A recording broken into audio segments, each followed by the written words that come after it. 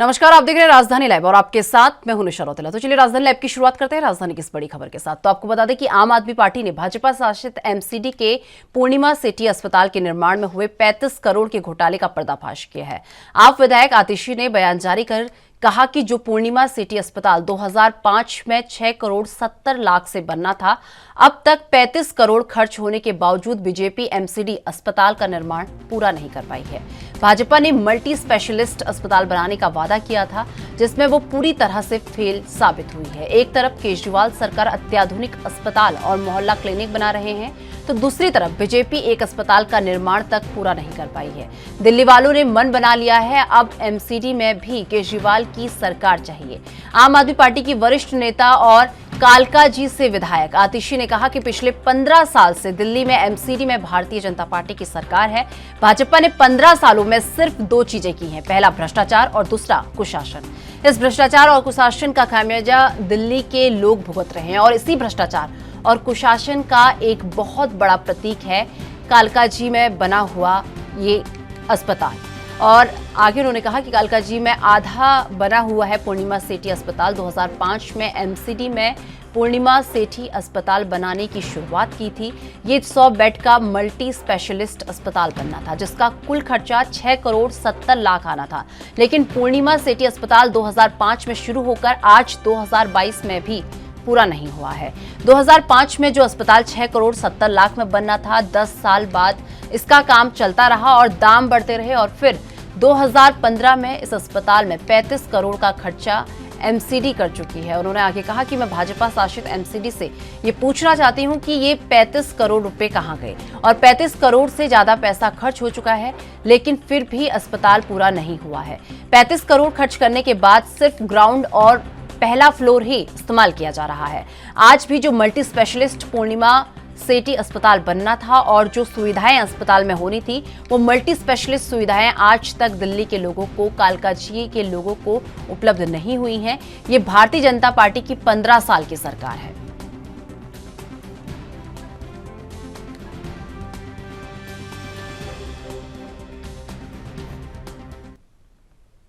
इस खबर पर अधिक जानकारी के लिए हमारे साथ दिल्ली से हमारे संवाददाता राजीव तिवारी हमारे साथ जुड़ चुके हैं। राजीव, जिस तरीके से बात कर रहे हैं आम आदमी पार्टी की, तो आम आदमी पार्टी ने बीजेपी शासित एमसीडी पर पूर्णिमा सेठी अस्पताल में 35 करोड़ के घोटाले का जो है पर्दाफाश किया। एक बार से लेकर पूरी जानकारी।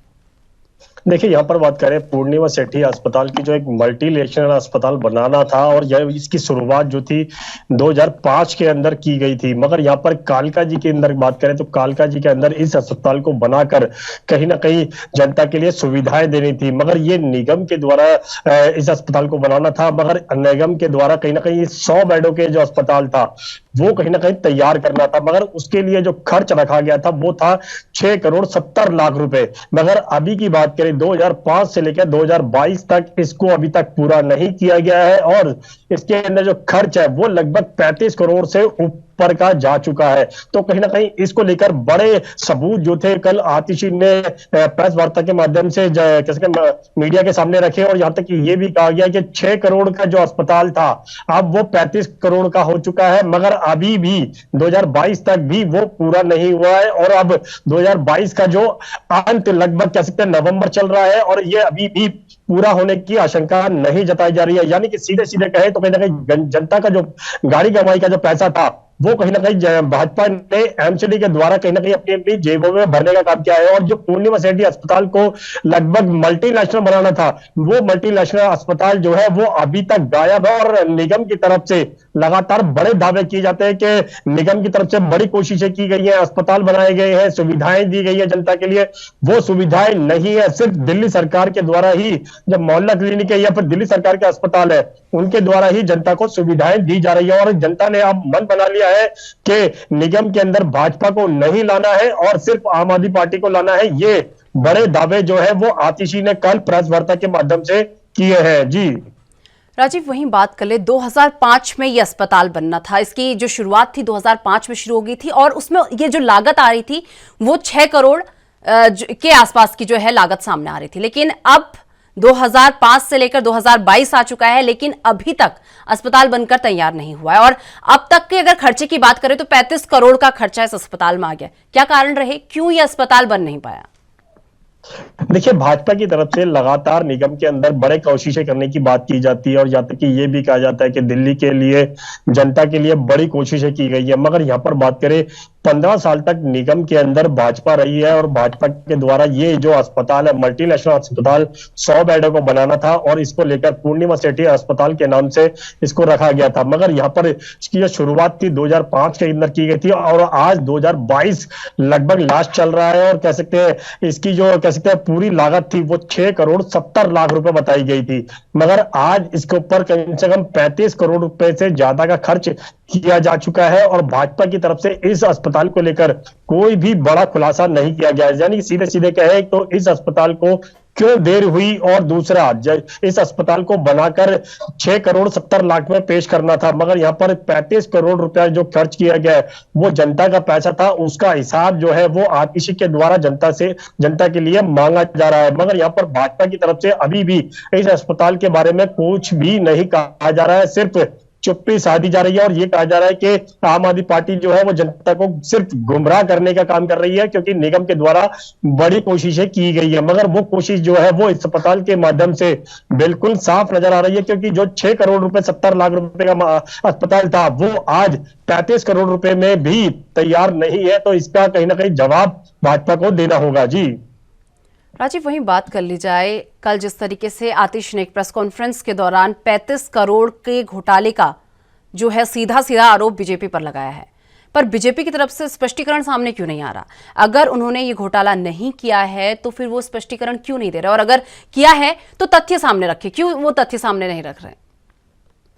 देखिए, यहाँ पर एक बड़ा सवाल जरूर खड़ा होता नजर आ रहा है, क्योंकि जिस तरीके से जब निगम चुनाव जब बिल्कुल नजदीक आ चुके हैं और चुनावों की घोषणा भी हो चुकी है, तो कहीं ना कहीं आरोप प्रत्यारोप बिल्कुल देखने को मिलते हैं। वही सिलसिला अभी भी देखने को मिल रहा है। यहाँ पर बात करें भाजपा की, तो भाजपा की तरफ से इस पूर्णिमा सेठी अस्पताल को लेकर जो अभी भी कोई बड़ी जानकारी नहीं दी जा रही है मीडिया को। और यहाँ तक कि जिस तरीके से आतिशी ने कहा कि जो 6 करोड़ 70 लाख रुपए का अस्पताल था वो आज तक पूरा क्यों नहीं हुआ, ये पहला सवाल। दूसरा सवाल, इसके ऊपर इतनी बड़ी लागत क्यों खर्च करी गई, ये दूसरा सवाल। जो जनता के लिए 100 बेडों का जो अस्पताल था, मल्टीनेशनल बनाना था, मगर वो आज तक पूरा क्यों नहीं हुआ, इसका जवाब जो है वो भाजपा को देना होगा। मगर यहां तक अभी तक कोई भी जवाब जो है या फिर कहें जो स्पष्टीकरण है वो जनता के सामने नहीं भाजपा के द्वारा पेश किया जा रहा है। सिर्फ ये जरूर कहा जा रहा है कि आम आदमी पार्टी जो है वो झूठ की सरकार है, जहां आम आदमी पार्टी ने कुछ भी नहीं किया है और निगम के अंदर आने के लिए जनता का इस्तेमाल किया जा रहा है। मगर यहाँ पर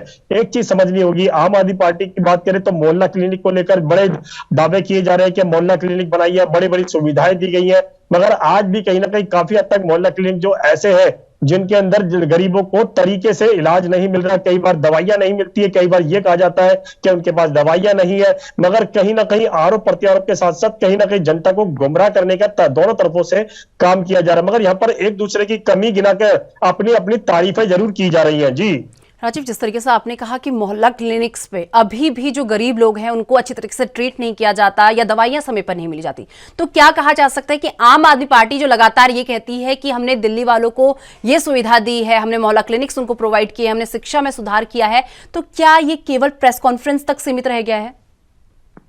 देखिए, यहाँ पर जिस तरीके से मोहल्ला क्लिनिक की बात करें तो आम आदमी पार्टी जो है वो लगातार कहीं ना कहीं मोहल्ला क्लिनिक को लेकर एक रोल मॉडल के तौर पर रख रही है। और ये भी कहा जाता है कि बाहर से दूर से मंत्री जो है बाहर राज्यों से या फिर कहें विदेशों से लोग बाग मोहल्ला क्लिनिक को देखने आते हैं, मगर मोहल्ला क्लिनिक की जो सच्चाई है वो कहीं ना कहीं आम आदमी पार्टी जो है वो स्वीकार नहीं कर रही है। क्योंकि कई बार तो ये देखने को मिलता है कि मरीज जाते जरूर है इलाज कराने के लिए, क्योंकि बड़े बड़े दावे किए जाते हैं, मगर जब मोहल्ला क्लिनिक के अंदर पहुंचते हैं तो कई बार दवाइयां नहीं होती है, कई बार जो डॉक्टर होते हैं वो नहीं आए होते हैं, क्योंकि एक एक मोहल्ला क्लिनिक के अंदर सिर्फ 1 या 2 ही डॉक्टर बिठाए गए हैं। तो कहीं ना कहीं कई बार डॉक्टरों की कमी भी होती है जिसकी वजह से इलाज नहीं मिल पाता है। मगर बड़े दावे जरूर किए जाते हैं कि मोहल्ला क्लिनिक के द्वारा 200 से ज्यादा टेस्ट किए जाते हैं, दवाइयां दी जाती है, मगर कई बार दवाइयां भी नहीं मिलती है, लोगों को बाहर से ही खरीदनी पड़ती है। मगर यहाँ पर जब आतिशी के द्वारा ये प्रेस वार्ता की गई और कहा गया कि मोहल्ला क्लिनिक रोल मॉडल के तौर पर रखी जाती है, तो जब उनसे ये सवाल पूछा गया कि मोहल्ला क्लिनिकों में कई बार मरीजों को इलाज नहीं मिलता है, दवाइयां नहीं मिलती है,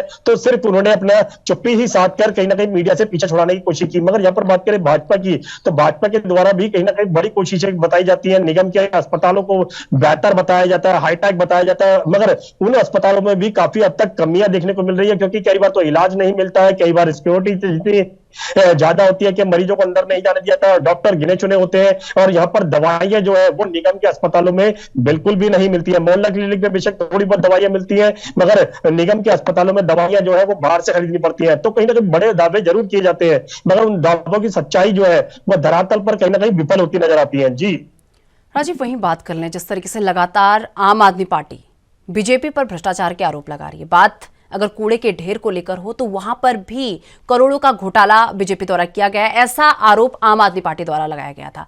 और वही बात अगर अब ये अस्पताल को लेकर बात कर ली जाए तो यहां पर भी जो है 35 करोड़ के घोटाले का पर्दाफाश आम आदमी पार्टी द्वारा किया गया है। सीधे प्रश्न ये उठता है कि कितना प्रभावित ये एमसीडी चुनाव को कर सकता है बीजेपी को। देखिए, यहाँ पर एक चीज समझनी होगी, भाजपा की बात करें या आम आदमी पार्टी की बात करें, दोनों ही अपनी तरफ से कहीं ना कहीं उपलब्धि गिराने की कोशिश कर रहे हैं, मगर उपलब्धि के साथ साथ जो उनकी कमियां हैं उनको भी छुपाने की कोशिश की जा रही है। और निगम चुनाव की बात करें तो निगम चुनाव बिल्कुल नजदीक आ चुके हैं, और अब तारीखों का भी ऐलान कर दिया गया है, 4 दिसंबर को इसके लिए वोट डाले जाएंगे। मगर यहाँ पर सिर्फ जनता को गुमराह करने की कोशिश की जा रही है, कि जनता के लिए ये कहा जा रहा है कि हम आएंगे तो ये वही तो कोशिश की जाएगी, हम आएंगे तो ये आगे आने वाले समय में जनता के लिए कोशिश की जाएगी।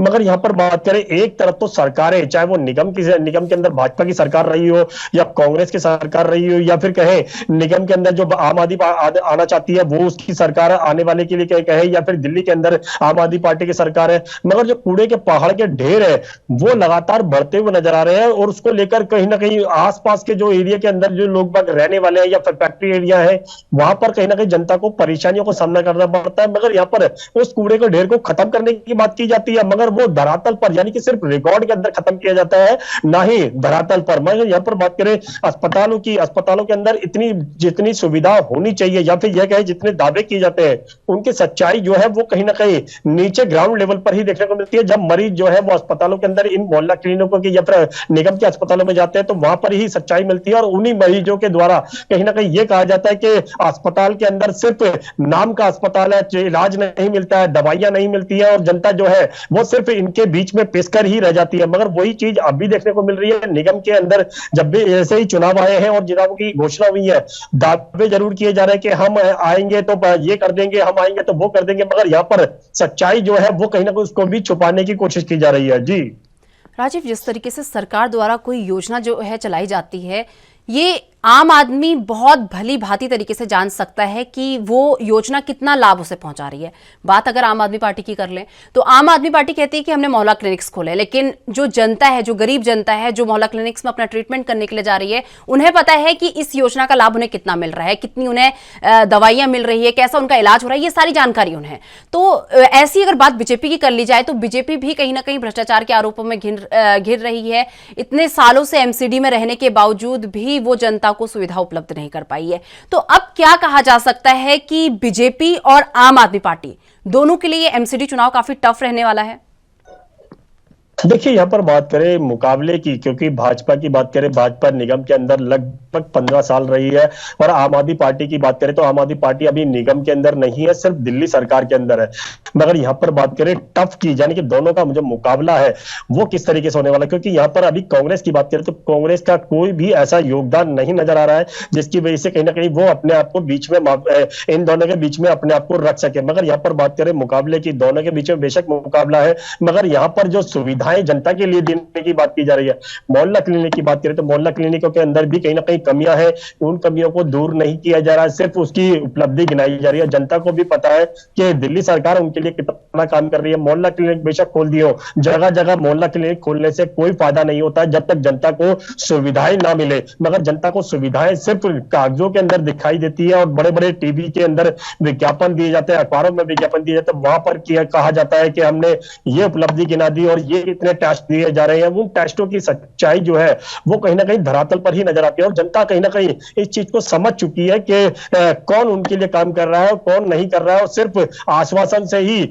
जनता को सारा काम नहीं हो पाएगा। मगर यहाँ पर जनता भी कहीं ना कहीं इन दोनों के बीच में जब विज्ञापन चलते हैं तो उनसे कहीं ना कहीं गुमराह होती हुई नजर आती है, और कहीं ना कहीं उसी का फायदा जो है राजनीतिक पार्टियों को भी मिलता है। मगर यहाँ पर जिस तरीके से जनता की बात करें, जनता काफी हद तक मोहल्ला क्लिनिक से भी इलाज करा रही है और निगम के जो अस्पताल है उनसे भी इलाज करा रही है, मगर इलाज का जो फायदा होना चाहिए धरातल पर वो कहीं ना कहीं जीरो अभी भी नजर आ रहा है। क्योंकि मोहल्ला क्लिनिक की बात करें तो लगभग 70% के करीब इलाज कराया जाता है, जिसके अंदर कह सकते हैं 50% लोगों को ही दवाई मिल पाती है, यानी 25% लोगों को अभी भी दवाई नहीं मिल पाती है। मगर यहाँ पर बात करें निगम के अस्पतालों की, तो निगम के अस्पतालों के अंदर भी बड़े दावे किए जाते हैं, और यहाँ तक कि दवाइयों के लिए भी कहीं ना कहीं बड़े टेंडर दिए जाते हैं, पैसे दिए जाते हैं कि दवाइयां निगम के अस्पतालों में मिलेगी, मगर वो दवाइयां जो है वो बाहर केमिस्टों की दुकान पर ही नजर आती है। यहाँ पर सबसे बड़ा सवाल ये खड़ा होता है कि दवाइयां जो है उनका गोलमाल किया जाता है, जिसकी वजह से कहीं ना कहीं जनता जो है वो कहीं ना कहीं इनको दोनों ही सरकारों को कोसती हुई नजर आती है। मगर यहाँ पर बड़े दावे जरूर किए जा रहे हैं, और देखना होगा जनता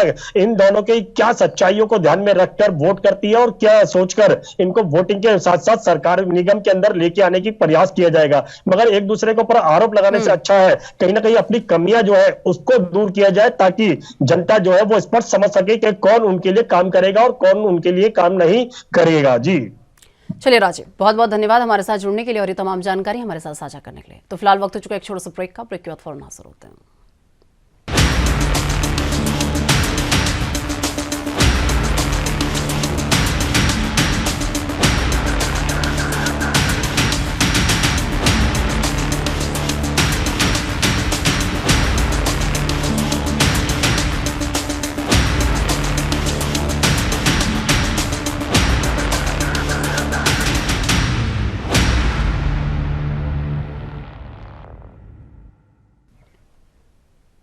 तो चलिए ब्रेक के बाद एक बार फिर से आपका स्वागत है। रुक कर लेते हैं अपनी अगली खबर का। कार्तिक पूर्णिमा के अवसर पर देवाधिदेव महादेव की नगरी काशी में सोमवार यानी आज को देव दीपावली का पर्व पूरे उल्लास के साथ मनाया जाएगा। मां जौनी के अर्धचंद्रकार घाटों पर शाम 5:15 के बाद 10 लाख दीप जलाकर योगी सरकार दिव्य और भव्य देव दीपावली महोत्सव का शुभारंभ करेगी। इसके साथ ही पूरे बनारस में जन सहभागिता से तकरीबन 21 लाख दिए जलाए जाने की संभावना है। देव दीपावली महोत्सव को देखते हुए वाराणसी में श्री काशी विश्वनाथ मंदिर को आकर्षण ढंग से सजाया गया है। श्री काशी विश्वनाथ कॉरिडोर बनने के बाद ये पहली देव दीपावली है। देव दीपावली के अवसर पर जल, थल और नभ से काशी नगरी की सुरक्षा के इंतजाम किए गए हैं। ट्रैफिक व्यवस्था को सुचारू रूप से रखने के लिए पुलिस प्रशासन की ओर से रोड डायवर्जन भी लागू किया गया है। देव दीपावली पर जब लाखों दीपों की माला पहने हुए मां गंगा का श्रृंगार होता है तो ऐसा लगता है मानो आसमान के सितारे जमीन पर उतर आए हों। ये नजारा आज काशी में देखने को मिलेगा, जब देवाधिदेव महादेव की नगरी में आकाश के देवता अपनी दीपावली मनाने आएंगे और इस अलौकिक देव दीपावली को साल दर साल भव्य और भव्यतम रूप प्रदान कर रही है योगी सरकार। इस बार वाराणसी में गंगा के दोनों तटों को कुल 10 लाख दीपों की रोशनी से जगमगाएंगे और इसके अलावा काशी के घाटों पर सोमवार को अमृत महोत्सव की झलक भी देखने को मिलेगी।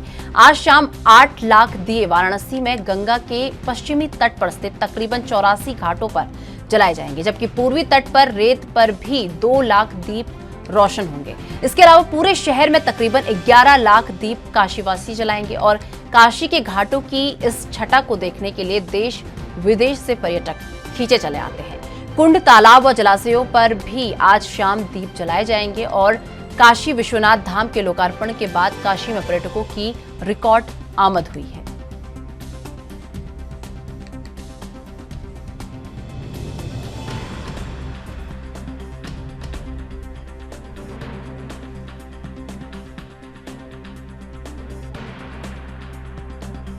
तो इस खबर पर अधिक जानकारी के लिए हमारे संवाददाता जितेंद्र चौहान हमारे साथ जुड़ चुके हैं। जितेंद्र, आज काशी में जो है देव दीपावली का पर्व पूरे हर्षोल्लास के साथ मनाया जाएगा, तो इस वक्त काशी में किस तरीके की जो है माहौल जो है देखने को मिल रहा है, और ये पहली बार ऐसा होने जा रहा है कि जब 10 लाख दिए जो है यहाँ जलाए जाएंगे?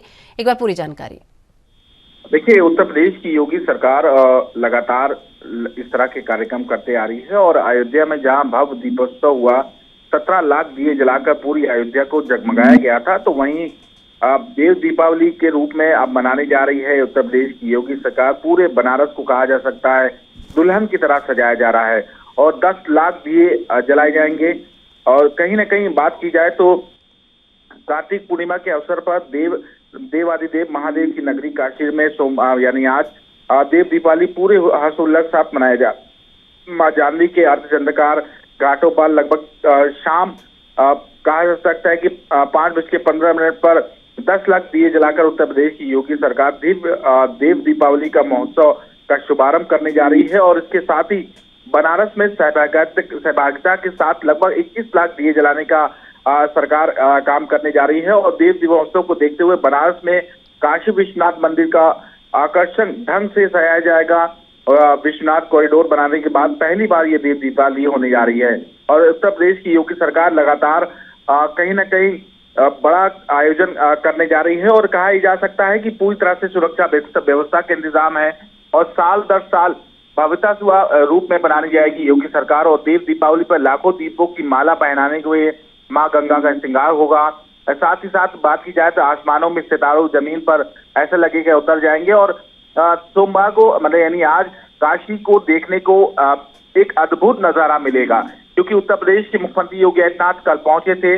उन्होंने देव दीपावली की पूरी जो कहा जा सकता है कि समीक्षा या कह सकते हैं कि तैयारियां करने का देखने का काम किया गया। और इस अलौकिक देव दीपावली को 7 साल भव्यता से रूप में उत्तर प्रदेश की योगी सरकार भव्यता प्रदान करने जा रही है। और लगभग 10 लाख दिए जलाएंगे और दोनों ही घाटों पर, एक घाट पर 8 लाख दिए तो दूसरे घाट पर जो पूर्वी तट है उसमें 2 लाख दिए जलाए जाएंगे। और होटल से लेकर क्रूज तक पूरी तरह से फुल हो चुका है, क्योंकि जो विदेशी मेहमान हैं, जो देशी मेहमान हैं, सभी पहुंच चुके हैं। और ये कहा जा सकता है कि 84 घाटों पर ये दिए जलाने का काम किया जाएगा। और ये पूरी भव्यता से काशी की एक एक कहा सकता है गलियों को पूरी भव्यता के साथ सुंदरता के साथ सजाया गया है। उसमें कुंड, तालाब, जलाशय सभी इसमें शामिल हैं।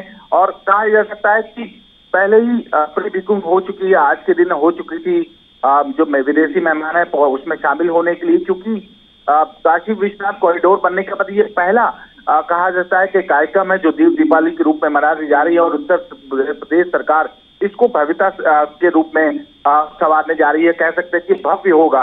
अयोध्या के दीपोत्सव के बाद अब जो कहा सकता है कि देव दीपावली उत्तर प्रदेश सरकार मनाई जा रही है, उसको लेकर पूरी तरह से सुरक्षा व्यवस्था के इंतजाम हो, शहर को गड्ढा मुक्त करने का इंतजाम हो। और जो यात्री आएंगे उनके स्वागत की व्यवस्था पूरी तरह से कहा जा सकता है कि आज काशी का नजारा देखने वाला होगा, क्योंकि नजारा कुछ दिनों से लगातार नजर आ रहा है। लेकिन जब 10 लाख दिए जगमगाए गए उसके बाद कहा जाता है जन सहभागिता से 21 लाख दिए जलाए जाएंगे, तो पूरी काशी स्वयं भोलेनाथ की नगरी को कहा जा सकता है कि देखकर स्वयं भोलेनाथ पृथ्वी पर आने का जरूर काम करेंगे। और इस तरह की भव्यता जरूर सामने नजर आएगी, क्योंकि आज से जो अद्भुत नजारा नजर आएगा वो शायद वो कहीं नहीं नजर आ सकता, क्योंकि भारत में कहा जाता है कि धार्मिक स्थिति से भी कहा जा सकता है कि एक बड़ा आयोजन होने जा रहा है।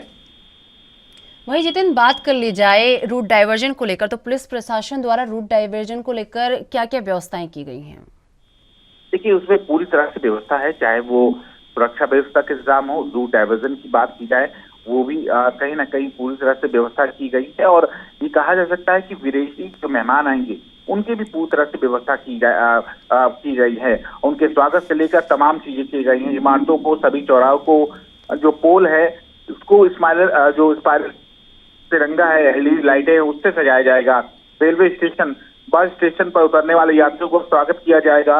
रंगोली हो, फसाड लाइट हो, बिजली की लड़ियां हो, उनको पूरा कहीं ना कहीं काशी पूरा सजाने का काम उत्तर प्रदेश सरकार कर चुकी है। आज वो नजारा नजर आएगा, क्योंकि आज का दिन काशी वासियों के लिए बड़ा दिन है। और स्वयं भोलेनाथ के मंदिर जो कि कॉरिडोर बनाया गया उसके बाद से ये पहला कार्यक्रम है। और सरकार ने गड्ढा मुक्त से लेकर सुरक्षा व्यवस्था तक और पूरे काशी को सजाने का पूरा काम सरकार कर चुकी है। कल मुख्यमंत्री योगी आदित्यनाथ ने पूरा जायजा भी लिया और ये कहा जा सकता है कि आज देव दीपावली के अवसर पर कार्तिक पूर्णिमा सरकार बड़ा इतिहास जा रही है। चलिए जितिन, बहुत बहुत धन्यवाद हमारे साथ जुड़ने के लिए और ये तमाम जानकारी हमारे साथ साझा करने के लिए।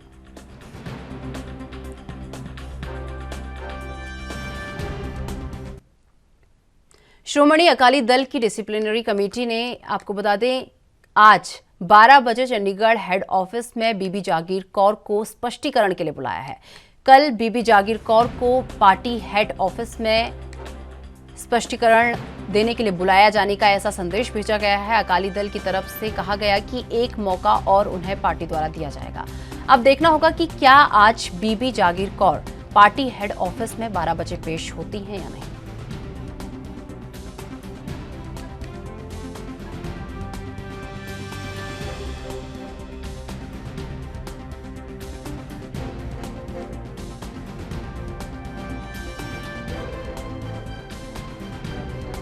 इस खबर पर अधिक जानकारी के लिए हमारे साथ चंडीगढ़ से हमारे संवाददाता अमित कुमार हमारे साथ जुड़ चुके हैं। अमित, जिस तरीके से बात कर ली जाए श्रोमणी अकाली दल की, तो श्रोमणी अकाली दल की डिसिप्लिनरी कमेटी ने आज बीबी जागीर कौर को स्पष्टीकरण के लिए बुलाया है। एक बार पूरी जानकारी। देखिए, बीबी जागीर कौर को ये तीसरी बार हम कह सकते हैं कि श्रोमणी अकाली दल की डिसिप्लिनरी कमेटी ने बुलाया कि देखिए बीबी जागीर कौर बागी हो चुकी है। उन्होंने एसजीपीसी प्रधान के इलेक्शन के लिए हम कह सकते हैं कि दूसरा दड़ बन के आगे आ रही है। इसको लेकर लगातार हम कह सकते हैं कि अकाली दल उनको वापस हटने को कह रहा था, अपना नाम वापस लेने को कह रहा था, और ये फाइनल मौका हम कह सकते हैं कि एक तरह से दिया गया, क्योंकि कहीं ना कहीं बीबी जागीर कौर एक अहम पार्ट है श्रोमणी अकाली दल का, और उनका बागी हो जाना अकाली दल के लिए बिल्कुल भी अगर हम कहें कि अच्छा नहीं है। इस चीज को देखते हुए अकाली दल काफी कोशिश कर रहा है कि वो मान जाए और अपना नाम वापस ले ले। पर अब जिस तरीके से हम कह सकते हैं कि बीबी जागीर कौर लगातार अपने बयान दे रही है, तो इस चीज से कहीं ना कहीं ये जरूर क्लियर हो रहा है कि वो अपना नाम वापस नहीं लेने वाली। पर फिर भी उसके बावजूद भी 2 बार कॉल देने के बाद आज तीसरी बार अगर हम कहें कि आज 12 बजे श्रोमणी अकाली दल की डिस्ट्रिक्ट कमेटी ने उन्हें कॉल दी है कि चंडीगढ़ स्थित पार्टी हेडक्वार्टर्स में वो आए और कमेटी के आगे पेश होकर आपका स्पष्टीकरण दे कि आखिर क्यों पार्टी से अलग जाकर वो एसजीपीसी चुनाव में हिस्सा ले रहे। क्योंकि देखिए हमेशा ही यही होता है कि अकाली दल की तरफ जो कैंडिडेट खड़ा किया जाता है विदिन पार्टी से एक ही कैंडिडेट रिप्रेजेंट होता है। यहाँ पर हम कहीं ना कहीं कह सकते हैं कि बीबी जागीर कौर अलग से खड़ा होना कहीं ना कहीं पार्टी से अलग जा रहा है। अब ये देखना होगा कि आज क्या 12 बजे जो कमेटी के आगे क्या बीबी जागीर कौर पेश होती है या नहीं, क्योंकि कल उनकी तरह जो प्रेस कॉन्फ्रेंस की उसमें से नहीं लग रहा कि वो पहुंचेंगे। ठीक अमित, वहीं बात कर लें बीबी जागीर कौर का जो है हेड ऑफिस में पहुंचने के पर, उनके पेश होने पर जो है कहीं ना कहीं एक आशंका जो है जताई जा रही है कि अभी भी आशंका है कि वो शायद ही पेश हो सकती हैं। जी देखिए, बिल्कुल बहुत ज्यादा चांस। देखिए पहली बार नहीं है किसी और को बुलाया गया, ये तीसरी कॉल है उनके, और अब पहले 2 कॉल्स में वो नहीं पेश हुई है। अब सवाल कहीं ना कहीं यही खड़ा होता है कि क्या वो तीसरी कॉल में पेश होंगी, क्योंकि देखिए अगर वो पेश होती हैं तो काफी कुछ बदलता है, क्योंकि फिर वो कहीं ना कहीं अपना स्टैंड क्लियर करेंगे, जस्टिफाई करेंगे कि आखिर वो क्यों एसजीपीसी के चुनाव में हिस्सा ले रही है। और अगर पार्टी उस चीज से सेटिस्फाई होती है, जो रीजनिंग दी जाती है, पहले तो सवाल है कि वो पेश होती है, और अगर पेश होने के बाद वो अपनी रीजनिंग से सेटिस्फाई करवा पाते हैं पार्टी को, तो यहाँ पे काफी कुछ बदलता हुआ नजर आ सकता है। शायद अगर किसी तरीके से या कोई अगर हम कह सकते हैं कि उनके स्पष्टीकरण से पार्टी खुश रहती है या फिर उनको जेन्युइन रीजन लगता है, तो शायद हम कह सकते हैं कि कोई बड़ा एक्शन पार्टी के द्वारा ना लिया जाए। पर अगर वो पेश नहीं होती है तो बहुत ज्यादा चांसेस है कि श्रोमणी अकाली दल बीबी जागीर कौर को अकाली दल से निकाल सकता है। तो ये एक बहुत बड़ा अगर हम कहें कि बड़ा कदम होगा अकाली दल के द्वारा। अब ये देखना होगा कि 12 बजे क्या बीबी जागीर कौर चंडीगढ़ स्थित पार्टी हेडक्वार्टर पहुंचते हैं या फिर नहीं। अमित, पूरे मामले पर अकाली दल का क्या कुछ कहना है, एक बार इसे लेके भी जानकारी। देखिए अकाली दल की तरफ से एक अभी तक हम कह सकते हैं कि एक सिंगल स्टैंड यही आया है कि वो चाहते हैं कि बीबी जागीर कौर अपना स्टैंड स्पष्ट करें। वो लगातार ही हम कह सकते हैं कि बीबी जागीर कौर डिसिप्लिनरी कमेटी के आगे पेश होने के लिए कह रहे हैं। तीसरी बार ये बुलाया गया कि वो अपनी बात क्लियर रखें कि आखिर क्यों वो एसजीपीसी के चुनाव लड़ रही है। पार्टी ने ऑलरेडी कैंडिडेट का अगर कैंडिडेट का नाम आगे रखा, तो उसके बावजूद भी बीबी जागीर कौर इलेक्शन लड़ना चाहती है। देखिए एसजीपीसी के इलेक्शन और हम बात करें तो इसका बहुत बड़ा इम्पैक्ट होता है। जो भी एसजीपीसी का प्रभाव होता है उससे सिर्फ पूरे पंजाब में नहीं, हम कह सकते हैं कि पूरे देश भर में इसका असर देखने को मिलता है। सभी गुरुद्वारों के प्रबंधकों जो एसजीपीसी के अंदर आते हैं वो सब हम कह सकते हैं कि प्रधान की देखरेख में होता है। तो काफी ज्यादा अहम चुनाव है, तो उन सब चीजों को, उन सब फैक्टर को कंसिडर करते हैं बहुत ही तोल मोल के अगर हम कहेंगे कैंडिडेट्स को रिप्रेजेंट किया जाता है। और ऐसे में बीबी जागीर कौर के इलेक्शन लड़ने से इससे जो हम कह सकते हैं कि अकाली दल के कैंडिडेट को झटका लग सकता है। तो इस चीज को देखते हम कह सकते हैं अकाली दल काफी ज्यादा कड़ा रुख अपना रहा है। अब ये देखना होगा कि अब तक जो उनकी तरफ से क्या है कि बार बार डिसिप्लिनरी कमेटी से उनको बुला रही है, अभी तक हम कह सकते हैं कि कोई एक्शन नहीं लिया गया। पर आज अगर वो नहीं पेश होती है तो अकाली दल कोई बड़ा कदम उठा सकता है। चलिए अमित, बहुत बहुत धन्यवाद हमारे साथ जुड़ने के लिए और ये तमाम जानकारी हमारे साथ साझा करने के लिए।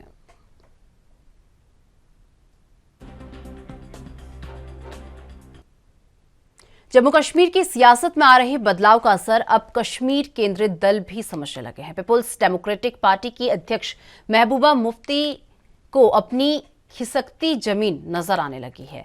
ये कारण है कि महबूबा ने शनिवार को परोक्ष शब्दों में विधानसभा चुनाव न लड़ने का संकेत देते हुए कहा, चुनाव मेरी प्राथमिकता नहीं है। यहाँ जो माहौल बनाया गया है, जो हमारे वजूद को मिटाने की कोशिश हो रही है, उसका मुकाबला कैसे किया जाए।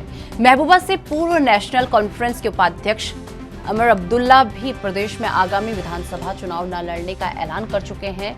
अलबत्ता पीडीपी हो या नेका, दोनों ही चुनाव लड़ेंगी। सिर्फ दोनों पार्टियों का शीर्ष नेतृत्व चुनाव नहीं लड़ेगा और यही संकेत अब दिया जा रहा है कि यहां पार्टी मुख्यालय में पत्रकारों से बातचीत करते हुए महबूबा मुफ्ती ने कहा कि चुनाव होंगे, उसमें भाग लेना या न लेना बात की बात है, लेकिन जहां तक मेरी बात है, मेरे लिए इस समय चुनाव कहीं भी प्राथमिकता नहीं रखते। जो यहां पकड़ धकड़ का माहौल है और लोगों को बोलने नहीं दिया जा रहा, जहां तक कि सोच पर भी पहरा बैठाया गया है, इसका कैसे मुकाबला किया जाए। पीडीपी अध्यक्ष ने कहा कि भाजपा जम्मू कश्मीर में अपना सांप्रदायिक एजेंडा लागू करना चाहती है। वो जम्मू कश्मीर की सांस्कृतिक, सामाजिक और राजनीतिक पहचान को मिटाना चाहती है। वो लगातार राष्ट्रीय संविधान को नुकसान पहुंचा रही है। पूरे देश में लोग भाजपा की विभाजनकारी नीतियों से तंग हैं और वो जम्मू कश्मीर को हर तरीके से कमजोर करना चाहती है। उसने जम्मू कश्मीर को भारतीय संविधान के तहत प्राप्त विशेषाधिकार छीना है, जो हमें विलय समझौते के मुताबिक मिला था,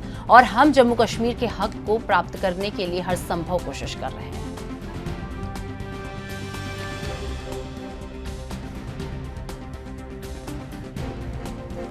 इस खबर पर अधिक जानकारी के लिए हमारे साथ जम्मू कश्मीर से हमारे संवाददाता रविंद्र श्रीवास्तव हमारे साथ जुड़ चुके हैं। रविंद्र, जिस तरीके से बात कर ली जाए, पीपुल्स डेमोक्रेटिक पार्टी के अध्यक्ष महबूबा मुफ्ती ने विधानसभा चुनाव नहीं लड़ने का संकेत दिया है, एक बार पूरी जानकारी।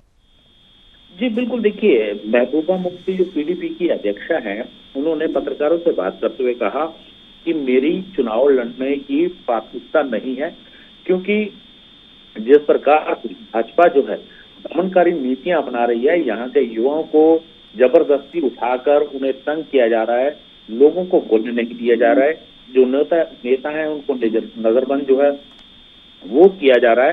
तो यही वजह है कि मेरी चुनाव प्राथमिकता नहीं है।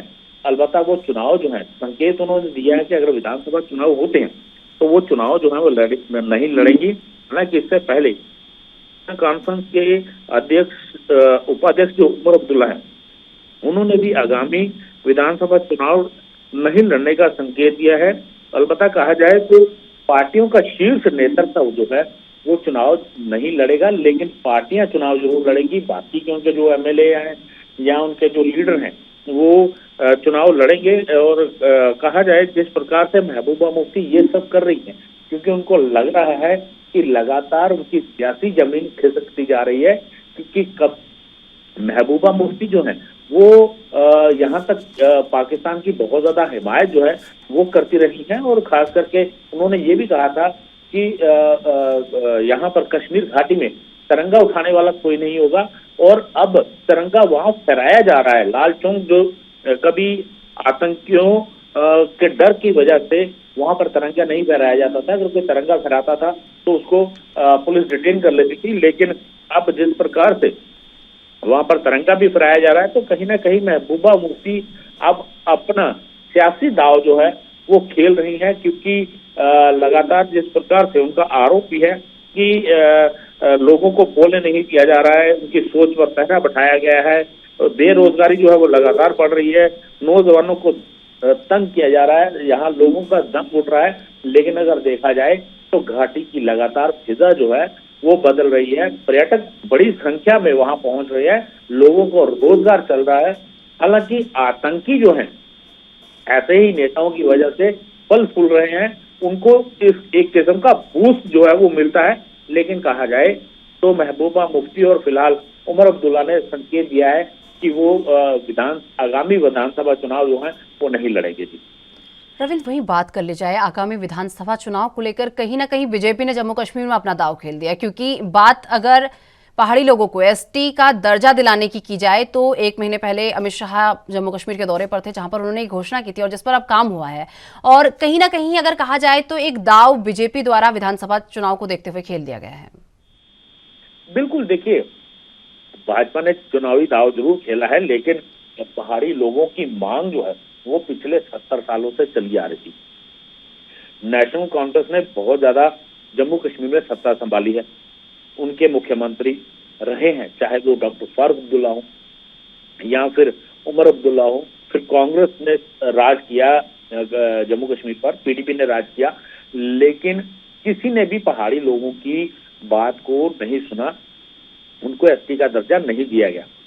और यही वजह है कि बीजेपी ने साफ देखा कि यहाँ पर अगर पहाड़ियों को दर्जा देते हैं, एक तो वोट बैंक उन्होंने खेला और दूसरा उन पहाड़ियों को खुश करने के लिए ये जो है उन्होंने एसटी का दर्जा देने की बात जो है अमित शाह ने 1 महीना पहले कही थी और उस पर काम भी अब शुरू हो चुका है। तो कहीं ना कहीं भाजपा जो अपना उसने सर्कस से तीर चलाया है वो कहीं ना कहीं सीख बैठा है और यही वजह है कि नेशनल कॉन्फ्रेंस और पीडीपी के पेट में मरोड़ जरूर उठ रहा है। जी रविंद्र, अगर बात की जाए, एक जो बहुत महत्वपूर्ण मुद्दा जम्मू कश्मीर में हमेशा गूंजता रहता है वो है टारगेट किलिंग। तो टारगेट किलिंग अगर बात कर ली जाए विधानसभा चुनाव से, अगर इसे रिलेट कर लिया जाए, तो टारगेट किलिंग कितनी बड़ी चुनौती सभी पार्टियों के लिए जम्मू कश्मीर में बन सकती है? जी देखिए, टारगेट किलिंग जो है एक बहुत बड़ा मुद्दा है, क्योंकि पाकिस्तान की तरफ से लगातार कोशिशें की जा रही हैं और आतंकियों की घुसपैठ के साथ साथ ड्रोन के जरिए जो हथियार हैं वो भी फेंके जा रहे हैं और मादक पदार्थों की तस्करी जो है वो भी ड्रोन के जरिए की जा रही है। वहीं जम्मू कश्मीर का पड़ोसी राज्य जो पंजाब है, अमृतसर साथ में लगता है। अमृतसर का अंतर्राष्ट्रीय सीमा जो है, गुरदासपुर और अमृतसर का जो अंतर्राष्ट्रीय सीमा है, वहां पर लगातार पाकिस्तान ऐसे हथियार फेंकता है और दोनों तरफ से मैं कहूंगा कि पाकिस्तान लगातार कोशिश कर रहा है कि एक तरफ पंजाब में खालिस्तान की मूवमेंट को फिर से शुरू किया जाए और दूसरा जम्मू कश्मीर में जो आतंकवाद पिछले 4 दशकों से 3 से 4 दशकों से लगातार आतंकवाद को बढ़ावा दे रहा है और पूर्ण रूप से कहा जाए तो वहां पर आतंकी लॉन्चिंग पैड है, आतंकियों को वहां पर ट्रेनिंग दी जाती है। तो कहीं ना कहीं कहा जाए एक टारगेट किलिंग जो है वो पाकिस्तान के द्वारा फल फूल रही है। लेकिन कहा जाए पार्टियों को जो है चाहे कोई भी पार्टी आए, मैं ये नहीं कहता कि चाहे एनसी आए या फिर पीडीपी आए, अगर भाजपा भी आती है तब भी टारगेट किलिंग का जो सिलसिला है अगर नहीं थमता है तो उन पर सवालिया निशान उठना लाजमी है। फिलहाल जिस प्रकार से जम्मू कश्मीर के अंदर यूटी सरकार चल रही है और केंद्र सरकार के पूरा दिशा निर्देश और केंद्र सरकार के ही दिशा निर्देश पर वो काम कर रही है, लेकिन कहा जाए तो टारगेट किलिंग नहीं रुक रही है, तो उन पर भी सवाल उठ रहे हैं। जी चलिए रविंद्र, बहुत बहुत धन्यवाद हमारे साथ जुड़ने के लिए और ये तमाम जानकारी हमारे साथ साझा करने के लिए।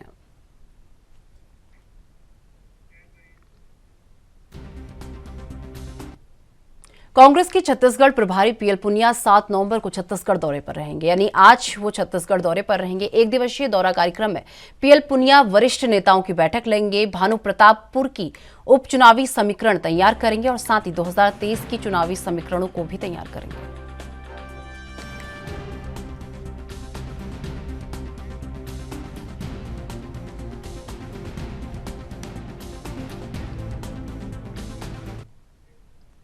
तो इस खबर पर अधिक जानकारी के लिए हमारे साथ हमारे संवाददाता रायपुर से अखिलेश तिवारी हमारे साथ जुड़ चुके हैं। अखिलेश, जिस तरीके से बात कर ली जाए पीएल पुनिया की, तो आज पीएल पुनिया छत्तीसगढ़ के दौरे पर रहने वाले हैं, आज वो एक बैठक करने वाले हैं। इस बैठक में क्या कुछ अहम रहेगा, किन किन मुद्दों पर चर्चा होगी, एक बार पूरी जानकारी।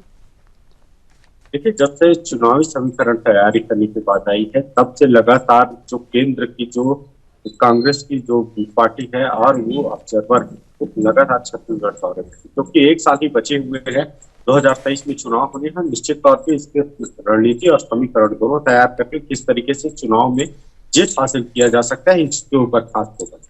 इसके अलावा अगर पीएल पुनिया की बात की जाए जो छत्तीसगढ़ प्रभारी है और लगातार दौरा कार्यक्रम कर रहे हैं, आज जो उनका दौरा है शाम 6 बजे दिल्ली से उड़ान भर करके 8 बजे तक रायपुर पहुंचेंगे और निश्चित तौर पर 8:30 बजे न्यू सर्किट हाउस में जो वरिष्ठ कांग्रेसी नेता है उनकी बैठक लेंगे। ये बड़ी अहम बात है क्योंकि सामने चुनाव भी है। भानु प्रतापपुर के चुनाव को लेकर के सबसे ज्यादा रणनीति बनाने की कोशिश की जा रही है। कारण यही है कि अगर भानु प्रतापपुर की जो सीट है अगर हासिल नहीं कर पाती है तो 2023 की जो चुनाव है वो निश्चित तौर पे भारी पड़ने वाली है। इसको लेकर के ही लगातार बैठक प्रारंभ की गई है। इसके साथ साथ अगर कल की बात की जाए तो और 8 नवंबर की, तो लगभग उस दिन भी राजीव भवन में मुख्यमंत्री भूपेश बघेल के साथ में भी बैठक है। जो अन्य जो वरिष्ठ जो नेता है, खासतौर से जो मंत्रिपरिषद है, उनकी भी बैठक ली जानी है। इसके अलावा जो हिमाचल प्रदेश की जो चुनावी समीकरण है, उसको लेकर के भी चर्चा की जानी है। तमाम विषयों को लेकर के चर्चा है। निश्चित तौर पे छत्तीसगढ़ की चुनावी जो रणनीति है, वो किस तरीके से हासिल की जा सकती है और उसको किस तरीके से बनाया जा सकता है, योजनाओं को धरातल में किस तरीके से आम जन के पास में पहुंचाया जा सकता है और कितना लाभ मिल पाएगा, उसको लेकर के ही पूरा साधने की कोशिश की जा रही है। जी अखिलेश, बात अगर भानु प्रतापपुर जो है सीट की कर ली जाए, जहां पर उपचुनाव होने हैं, जो कि विधानसभा उपाध्यक्ष मनोज मंडावी के निधन के बाद खाली हो गई है, पर अगर बात यहां पर बीजेपी की कर ली जाए तो बीजेपी ने 4 उम्मीदवार यहां पर चयनित कर लिए हैं, लेकिन अभी भी इस पार्टी में संशय की स्थिति बनी हुई है, क्योंकि इनके द्वारा अभी तक अपना कोई उम्मीदवार इस सीट पर घोषित नहीं किया गया है। देखिए, निश्चित तौर पर कांग्रेस पार्टी अलग से रणनीति बनाती है। भाजपा अपने दांव फेंकने के बाद ही कांग्रेस को लगता है कि अब अपनी दांव फेंकनी चाहिए, लेकिन निश्चित तौर पे अपनी जो कैंडिडेट है भाजपा घोषित तो कर ही दी है, लेकिन कांग्रेस की जो मंशा है, क्योंकि भीमा मंडावी के मौत की बात की जाए या फिर मनोज मंडावी की बात की जाए, तो निश्चित तौर पे ऐसी स्थिति में एक नए दांव खेलने की जो बारी है, वो किस तरीके से खेला जा सकता है, उसके ऊपर कांग्रेस खास फोकस है। आज निश्चित तौर पे पीएल पुनिया के आने के बाद से ही तय हो पाएगा कि किसको सीट देनी है और उस उम्मीदवार को लेकर के घोषित की जानी है। निश्चित तौर पे ये बात भी स्पष्ट हो रही है कि वहां आम जन के बीच में कांग्रेस हमेशा से सर्वे कराती आ रही है कि किसको उम्मीदवार घोषित किया जाए जो आम जनता के बीच में साफ छवि की रहे। लेकिन इस तरीके से जो छवि की अगर बात की जाए तो लगभग चुनाव नजदीक है, लेकिन अगर जल्द निर्णय नहीं लिया जाता है तो निश्चित तौर पे ये भी जो मुकाबला है वो कड़ा होने वाला है। तो ऐसी स्थिति में कांग्रेस असमंजस की समस्या में भी फंसी हुई है कि आखिर किस कैंडिडेट को मौका दिया जाए ताकि वो आम जन के बीच में अपनी बिगुल फूंका जा सके। जी चलिए अखिलेश, बहुत बहुत धन्यवाद हमारे साथ जुड़ने के लिए और ये तमाम जानकारी हमारे साथ साझा करने के लिए।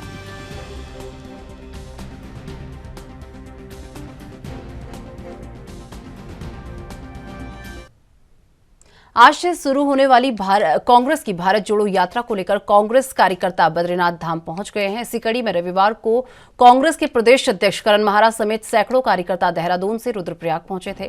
कांग्रेस पार्टी पूरे देश में भारत जोड़ो यात्रा का आयोजन कर रही है। उत्तराखंड में प्रदेश अध्यक्ष करण माहरा के नेतृत्व में भारत जोड़ो यात्रा 7 नवंबर यानी कि आज से बद्रीनाथ धाम में पूजा अर्चना के बाद माणा गांव से शुरू होगी। इसको लेकर विभिन्न जनपदों से कांग्रेसी कार्यकर्ता बद्रीनाथ धाम पहुंचने शुरू हो गए हैं और रुद्रप्रयाग में ब्लॉक प्रमुख प्रदीप प्रसाद ने कार्यकर्ताओं के लिए भोजन की व्यवस्था करवाई, जिसके बाद प्रदेश अध्यक्ष करण माहरा का काफिला बद्रीनाथ के लिए रवाना हुआ। आज सुबह 11:30 बजे माणा गांव से यात्रा को प्रारंभ किया जाएगा, जो पांडुकेश्वर, जोशीमठ, पीपलकोटी और यात्रा रात्रि विश्राम के लिए गोपेश्वर पहुंचेगी। कांग्रेस के प्रांतीय प्रभारी देवेंद्र यादव भी इस यात्रा में शामिल होने सोमवार को बद्रीनाथ पहुंचेंगे और कांग्रेस के उपाध्यक्ष व प्रांतीय प्रवक्ता धीरेन्द्र प्रताप ने बताया कि केंद्र व राज्य सरकार की जनता के साथ किए जा रहे धोखे का पर्दाफाश, तमाम घोटालों, भ्रष्टाचार, बंतरा, कानून व्यवस्था में विफलता, भारी बेरोजगारी, शिक्षा में उत्तराखंड का सबसे पीछे स्थान पर आना, इन विषयों का मुद्दा जनता के सामने रखने का काम करेंगे।